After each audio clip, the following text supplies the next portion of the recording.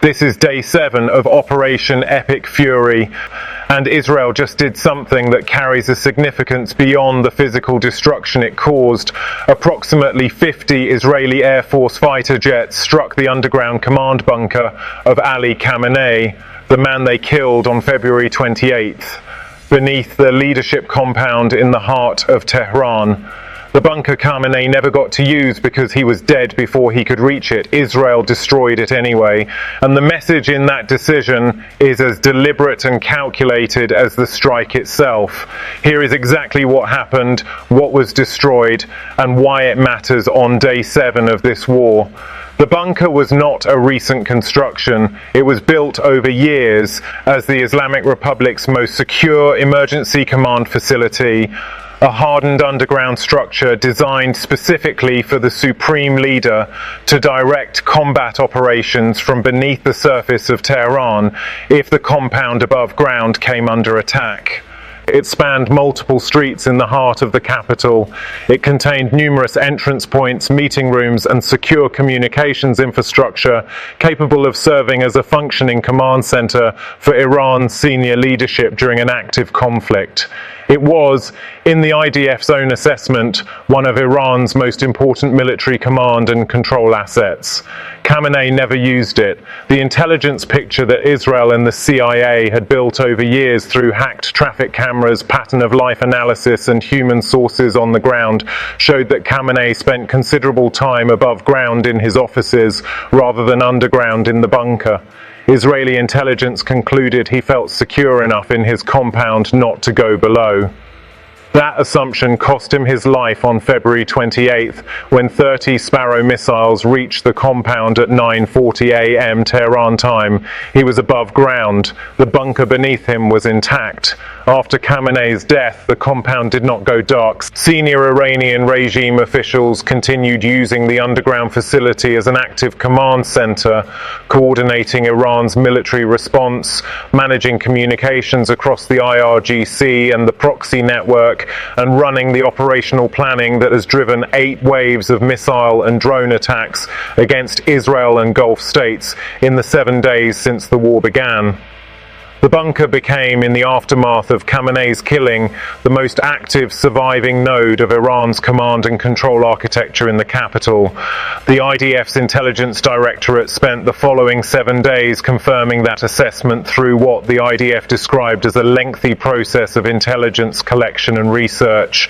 On Friday morning, approximately 50 Israeli Air Force fighter jets, armed with roughly 100 munitions, struck the facility. The IDF released aerial footage of the strike showing multiple bomb impacts across the compound perimeter, thick plumes of dark smoke rising over central Tehran, and what appeared to be sequential detonations, suggesting the bunker's internal structure was struck directly rather than just its surface. Witnesses across Tehran described the strikes as particularly intense, shaking buildings across wide areas of the capital. The Times of Israel confirmed the IDF also struck several additional sites at the same complex on Friday, including targeting what it identified as ongoing regime infrastructure, the Presidential Bureau, and other senior command facilities that have been used since the war began. The IDF's stated objective for the Friday strikes goes beyond the bunker itself, targeting what the IDF described as the foundations of the regime. That phrase, the foundations of the regime, represents a significant and deliberate escalation in how Israel is publicly framing its targeting objectives. It has shifted from describing targets in military terms, missile launchers, air defenses, naval vessels, to describing them in political terms. Foundations of the regime is not a military phrase, it is a regime change phrase.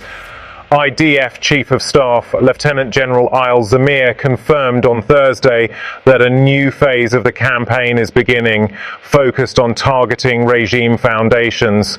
Defense Secretary Hegseth said at a Pentagon briefing that US firepower is about to surge dramatically, with B-2 stealth bombers beginning to drop heavy bombs on missile sites buried deep underground.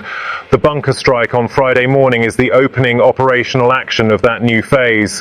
It is the point at which the campaign transitions from destroying Iran's external military capabilities, its navy, its air defenses, its missile launchers, to destroying the internal architecture of the state itself. The broader operational picture on day 7 confirms this transition is underway simultaneously across multiple domains. Iranian armed forces claimed responsibility on Friday for striking a US-owned oil tanker off Kuwait using the Khorramshahr 4 ballistic missile, a weapon that carries a 2-ton warhead, making it one of the heaviest conventional warheads in Iran's inventory. If confirmed, this represents a deliberate Iranian escalation in the caliber of weapons being directed at US-linked commercial shipping, not just military vessels, but civilian energy infrastructure carrying oil for the global market. 2 additional drones attacked a US military base near Erbil Airport in Iraq's Kurdish region. Shrapnel from intercepted Iranian missiles fell in central Israel, wounding a 25-year-old woman and damaging buildings near a school in Givatayim. South Korea and the United States confirmed their militaries are in discussions about moving Patriot missile defense systems to the Middle East theater, a development that would represent a significant augmentation of the region's air defense architecture and reflects the assessment that the incoming missile threat is not dissipating fast enough with current assets in place. The UN Refugee Agency declared the Middle East situation a major humanitarian emergency.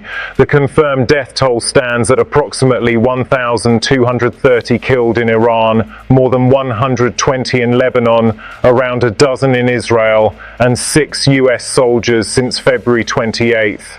Now here is the strategic significance of the bunker strike that goes beyond the physical destruction. The compound beneath Pasteur Street in central Tehran was not just a military facility, it was the symbolic and operational heart of the Islamic Republic, the place where Khamenei worked, where Iran's senior leadership met, where the decisions that directed the IRGC, the proxy network, the nuclear program, and the regional strategy were made for decades.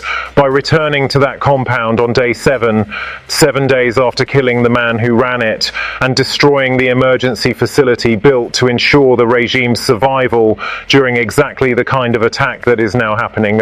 Israel is sending a message that is as much psychological as it is military. There is no safe room. There is no bunker deep enough.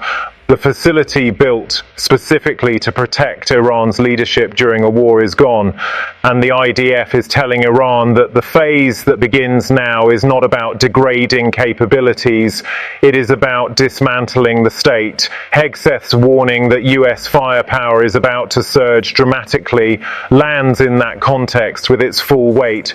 The B-2 stealth bombers carry the GBU-57 massive ordnance penetrator, a 30,000-pound bunker-busting bomb specifically designed to destroy hardened underground facilities that no other weapon in the US inventory can reach.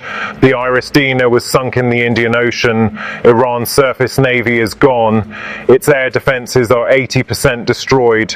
Its daily missile launch rate has dropped from 90 on day 1 to approximately 20 on day 7, a decline of more than 77%. And now its most important surviving command and control node in the capital has been destroyed by 50 fighter jets, dropping 100 munitions in broad daylight over Tehran. Iran's leadership is conducting this war from an infrastructure that is being systematically and publicly dismantled around them in real time. The bunker is gone, the B-2S are coming, and Hegseth said it is about to surge dramatically.